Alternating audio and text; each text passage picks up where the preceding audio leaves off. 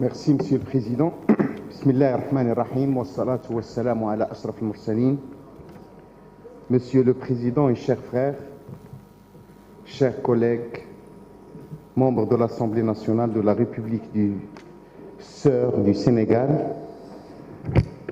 chers membres, concitoyens marocains résidant au Sénégal, cadres, Monsieur l'ambassadeur, c'est avec un immense bonheur que je vous rencontre ici, sous cette coupole, au siège de l'Assemblée nationale de la République du Sénégal, symbole de la démocratie, de la souveraineté, de la diversité et du pluralisme politique.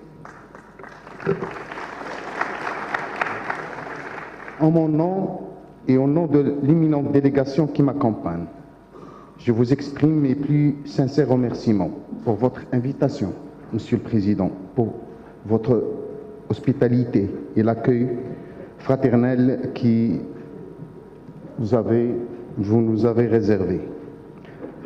La République du Sénégal et le Royaume du Maroc ont préservé leurs liens historiques autour d'un socle fort, l'islam tolérant et modéré, ainsi que le rite sunnite malikite. Nous avons une histoire commune depuis les grands bâtisseurs de ces deux nations, Leur Majesté, Feu le roi Mohammed V et Feu le roi Hassan II, ainsi que les présidents Feu Léopold Sédar Senghor, Abdou Diouf, Abdoulaye Wade. Et aujourd'hui, nous bâtissons un avenir serein, locomotive d'une Afrique pacifique, forte et autonome avec la clairvoyance des dirigeants de nos deux pays, Sa Majesté le roi Mohammed VI, que Dieu l'assiste, et son Excellence le Président Macky Sall. Monsieur le Président, chers collègues, le chemin tracé par nos bâtisseurs a pu concevoir un modèle de stabilité sociale qui a engendré une stabilité politique ainsi qu'une démocratie spécifique adaptée à nos contextes et nos cultures. Et c'est ainsi que le Sénégal et le Maroc constituent des piliers de la stabilité régionale, continentale et internationale. Cette démocratie politique n'est pas qu'un simple exercice de renouvellement des instances délibérantes, mais c'est avant tout le ciment qui permet de réunir, de rassembler toutes les composantes de nos sociétés, rassembler, avancer ensemble sans que personne ne soit exclu.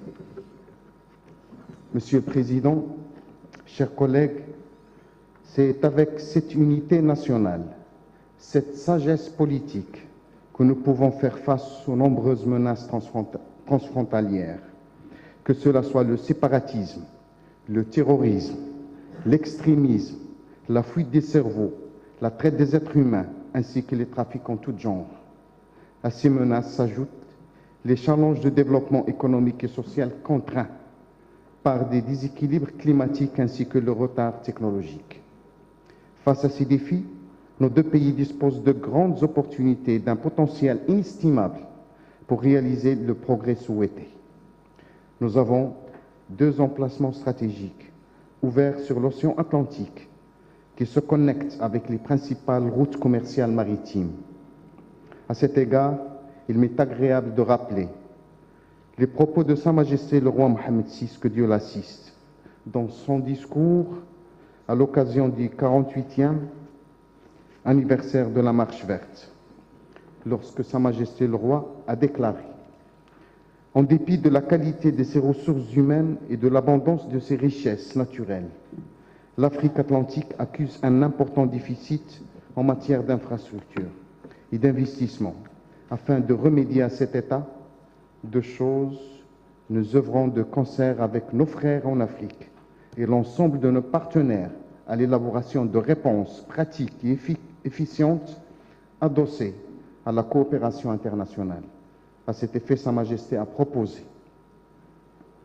le lancement d'une initiative à l'échelle internationale et mettre à niveau les infrastructures des États du Sahel et les connecter au réseau de transport et de communication implanté dans leur environnement régional. Avec cette initiative, Sa Majesté le Roi souligne une fois de plus la valeur d'une action africaine réfléchie afin de réaliser des projets structurants qui profitent à toutes et à tous. Monsieur le Président, chers collègues, nos peuples attendent de nous de bâtir des ponts plus solides qu'auparavant, d'accélérer dans notre action commune. Pour cela, aujourd'hui, nous établissons un partenariat fraternel avancé dans lequel nous jouerons le rôle de porte ouverte pour le reste de nos frères et sœurs dans les pays du Sahel africain. Ces pays constituent notre profondeur stratégique, car notre progrès et notre stabilité proviennent du progrès et de la stabilité de ces pays. Il est indéniable que nos deux institutions législatives ont des rôles importants à jouer à travers la coopération et la communication, le dialogue politique et l'action commune dans les forums parlementaires multilatéraux, ainsi que l'échange d'expertise et de compétences entre l'Assemblée nationale de la République du Sénégal et la Chambre des représentants du Royaume du Maroc. De telles initiatives ne peuvent que contribuer à relever le défi de la participation, du renforcement des institutions et de l'enracinement de la pratique démocratique. Je vous adresse mes profonds remerciements, Monsieur le Président, chers collègues, pour votre généreuse hospitalité et votre accueil chaleureux en gage d'affection d'un peuple frère.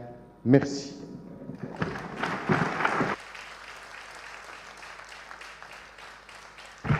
Merci.